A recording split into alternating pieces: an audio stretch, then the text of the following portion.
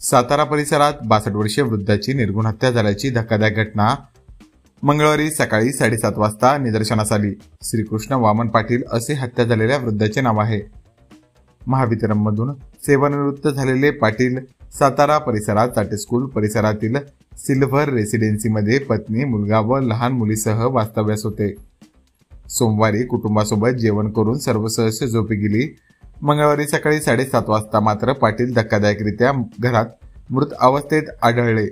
सातारा पोलिसांना घटनेची माहिती मिळताच उपायुक्त नवनीत कावत, सहाय्यक आयुक्त डॉक्टर रणजित पाटील, गुन्हे शाखेचे संदीप गुरमे, सहाय्यक निरीक्षक काशीनाथ महाडुळे, साताऱ्याचे निरीक्षक ब्रह्मगिरी, उपनिरीक्षक दिलीप बचाटे, अमोल कामठे, नंदकुमार भंडारी यांनी तात्काळ घटनास्थळी धाव घेतली।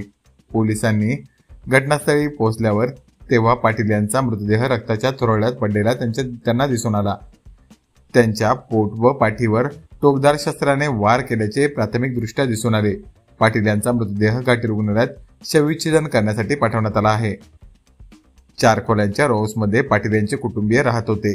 त्यांच्या एका मुलीचे लग्न झाले आहे, तर पत्नी, मुलगा, मुलगी घरात असताना पाटील यांची हत्या झाली कशी?